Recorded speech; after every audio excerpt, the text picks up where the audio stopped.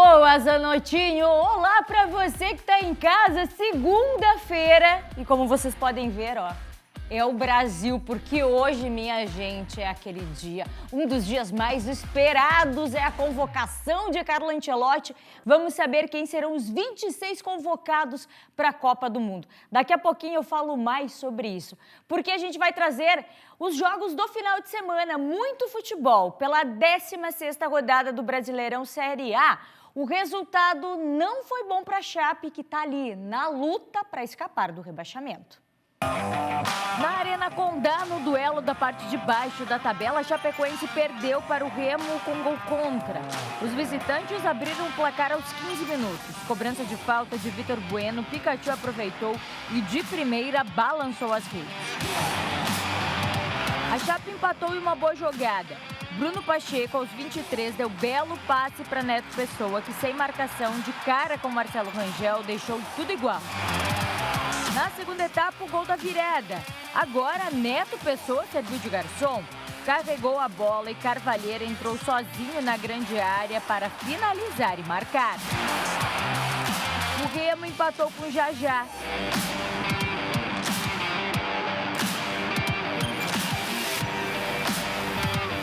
Para fechar a conta, Bruno Leonardo tentou cortar o cruzamento e acabou marcando contra. Final de partida, Chapecoense 2, Remo 3. Vamos para a tabela de classificação da Série A, ver como é que fica depois desta rodada. G4 não mudou, viu? Continua o mesmo. Palmeiras, Flamengo, Fluminense e São Paulo. Já na parte de baixo, nessa 17ª colocação, tem sempre um entra e sai, O Corinthians, que perdeu para o Botafogo no Newton Santos, agora entrou no Z4. Corinthians, Remo, Mirassol e lá embaixo o Lanterna Chapecoense com apenas 9 pontos. Isso pela Série A do Campeonato Brasileiro. Porque também teve pela Série B. Criciúma ficou no empate e deixou de entrar no G6 da competição. Já o Avaí perdeu fora de casa e agora tá com o sinal de alerta ligado. No Heriberto Wilson ficou tudo igual para Criciúma e Atlético Goianiense. Gols na segunda etapa. O Tigre abriu o placar, cobrança de escanteio, Nicolas pulou mais alto que todo mundo e de cabeça marcou.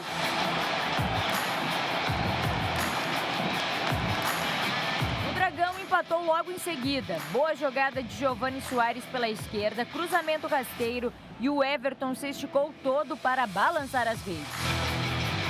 E foi isso no sul do estado. Criciúma 1, Atlético Goianiense também 1. No Obo, o Avaí perdeu para o Vila Nova. O time goiano abriu o placar. Após vacilo na hora de sair jogando, Rian chutou, Léo Aragão defendeu, mas no rebote, Bruno Xavier não deixou passar. O Vila fez mais um. Marquinhos Gabriel cobrou falta com perfeição e Dudu, de cabeça, estufou as redes.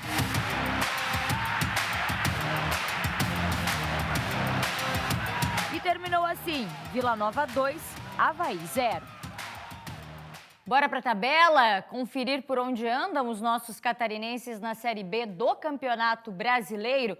Criciúma, o 8º colocado com 13 pontos. Está aqui nessa parte que a gente sempre fala que é a melhor. Na liderança São Bernardo e segundo o Náutico. E o Avaí está aqui, 15º colocado com 10 pontinhos, sinal de alerta, porque está muito próximo, apenas um da zona de rebaixamento.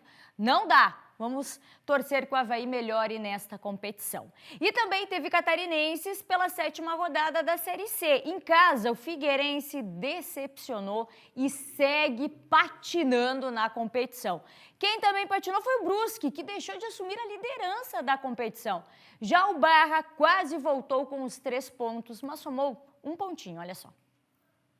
No estádio Jonas Duarte, Anápolis e Barra ficaram no empate. O Pescador abriu o placar, escanteio cobrado, a bola desviou na primeira trave e Alemão livre pegou de primeira. O empate veio no final de partida. Fernandinho cortou para dentro e mandou um foguete, sem chances para o goleiro Everton. Acabou assim, Anápolis 1, Barra também 1. Na Fonte Luminosa, a Ferroviária derrotou o Brusque. O gol saiu na segunda etapa. Alisson aproveitou a sobra para marcar de bicicleta. E foi isso no jogo. Ferroviária 1, Brusque 0. No Scarpelli, o Figueirense foi derrotado pelo Itabaiana. O único gol da partida saiu no primeiro tempo, quando o goleiro Léo fez bom lançamento. O atacante Everton Canela ganhou na corrida de Lucas Dias e na saída de Igor Gabriel fez o gol da vitória do time sergipano. E foi isso na capital catarinense. Figueirense 0, Itabaiana 1. Bora atualizar? Série C também do Campeonato Brasileiro, ver por onde anda. O Brusque segue na vice-liderança com 14 pontos. O Barra, que estava aqui, veio para cá, está na segunda página, 12º colocado com 10 pontos. E aí o Figueirense, 15º com 7 pontos, gente, ó. Muito próximo aqui de baixo, Figueirense, muito próximo. Vamos ver como é que fica nos próximos jogos. E também, já que a gente está aqui, bora conferir os resultados dos catarinenses na Série D. Após a 7ª rodada, como foram os jogos, duelo de catarinense pelo Grupo 15. O Santa Catarina venceu o JEC por 1-0, resultado que deixa o Santa viva para a classificação para a próxima fase. O time de Rio do Sul é o 5º colocado. Já o JEC chegou a 3 jogos sem vencer e é a 2ª derrota consecutiva. Com isso, o Tricolor do Norte perdeu a liderança e agora é o 2º colocado, já que vinha muito bem na competição. No outro duelo de catarinense, o Beck perdeu para o Marcílio Dias por 1-0. O Marinheiro pegou a liderança do grupo, que era do Beck. Com esses jogos, assim fica a Série D do Campeonato Brasileiro. E olha só, gente, vamos falar do final de semana também, que foi dia de recorde em Florianópolis, e num visual que eu vou contar para vocês de dar inveja. Olha só, olha essas imagens que vocês estão vendo. Rafa Bride, a gente fez matéria com ele em homenagem aos 100 anos da Ponte Hercílio Luz. O atleta manezinho de Highline completou uma travessia de 605 metros a mais de 80 metros de altura, até a Ponte Hercílio Luz. Olha só essas imagens, sábado à tarde isso aconteceu, quebrando o próprio recorde de maior highline urbano das Américas. Olha só o que o Rafa disse.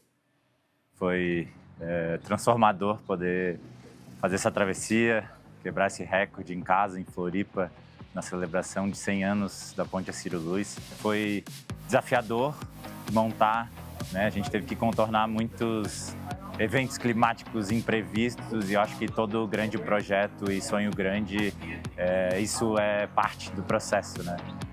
Saio muito realizado, eu estava um pouco nervoso no início por ser uma fita nova, um local novo, mas à medida que eu fui relaxando, fui encontrando o meu pensamento, fui me acalmando, focando na respiração, eu tenho guardado a memória chegando na ponte, na torre ali, os meus amigos celebrando, todo o pessoal que estava na cabeceira da ponte mandando a melhor energia. Então, meu muito obrigado por Floripa. Olha só, a tentativa inicial, como a gente trouxe, previa um percurso maior, com a possibilidade até de recorde mundial. Mas o tempo não ajudou, né? Por questões de segurança, o trajeto original, então, não pôde ser realizado. Mas o Rafa, olha, que baita maneira de comemorar e de fazer uma homenagem à Ponte Hercílio Luz. Eu só de ver, gente, minha mão chega a suar. Imagina a altura que ele fez. Parabéns ao Rafa, foi um grande evento em homenagem aos 100 anos da Ponte Hercílio Luz.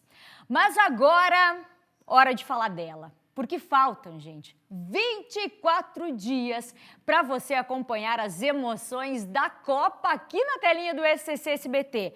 Mas antes disso, a gente já traz todos os detalhes, com uma cobertura completa e cheia de histórias, emoção e animação, só do jeito do SCC. É a nossa torcida amarelinha.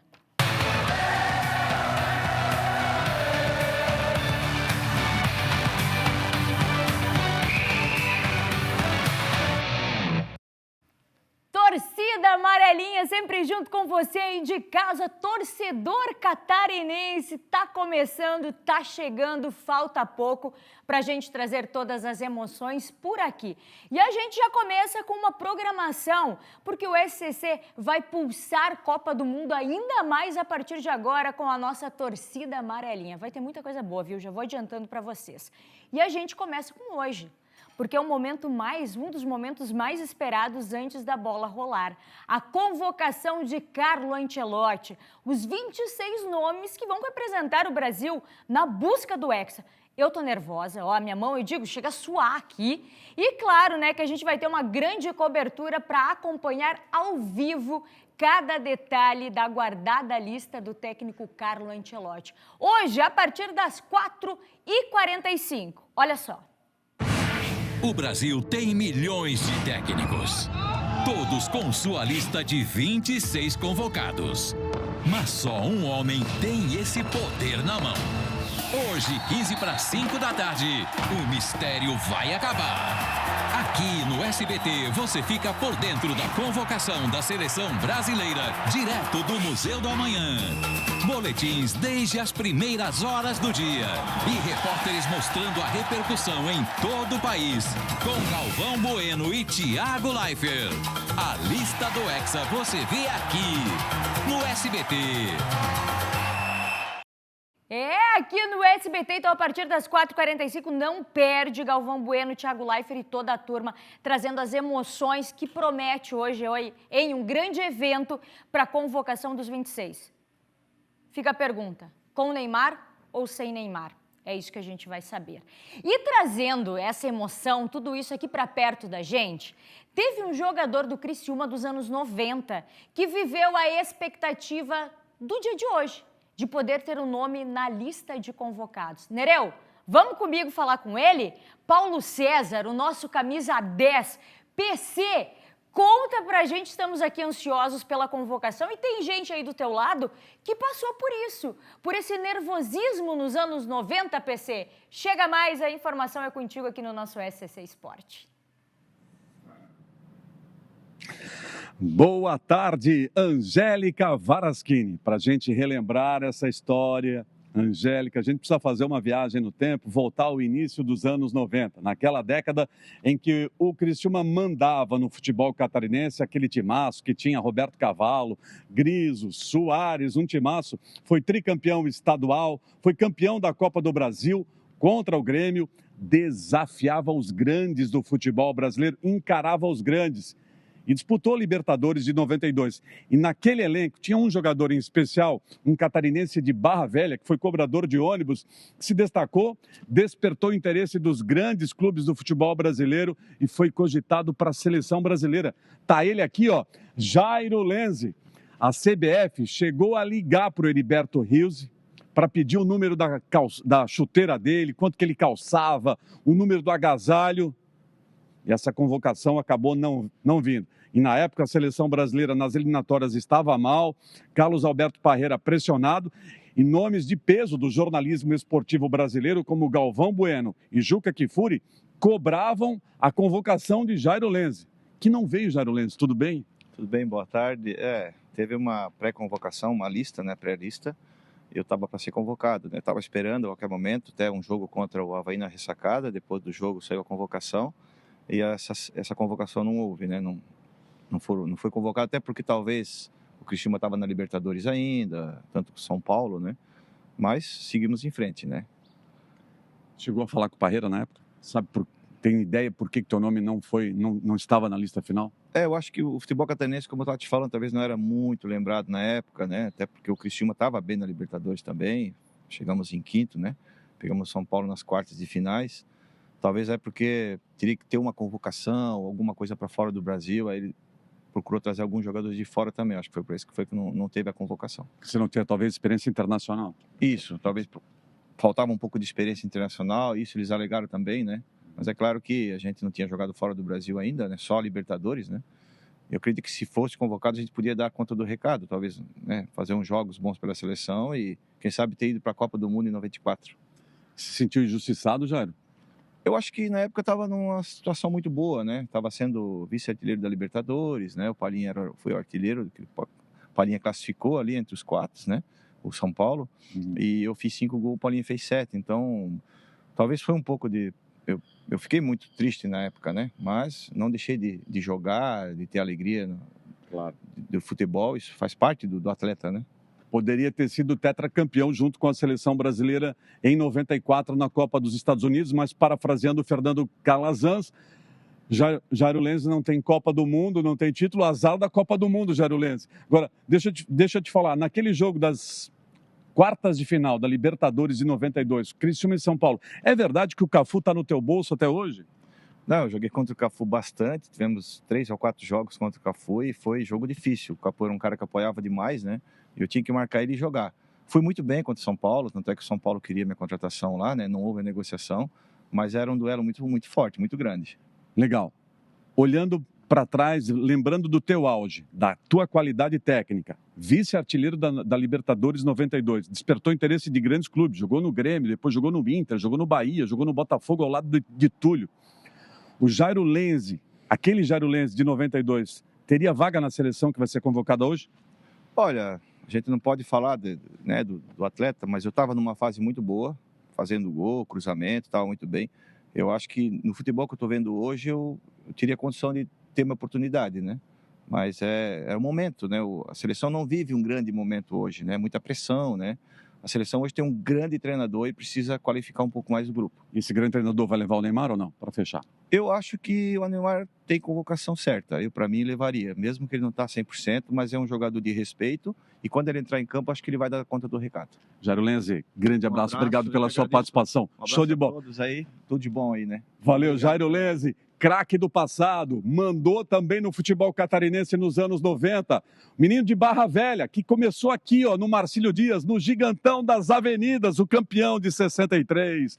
E com essa imagem aí do Felipe Andrade, aqui do Gigantão, estádio Doutor Hercílio Luz, eu volto com você, abençoada Angélica Varaschini.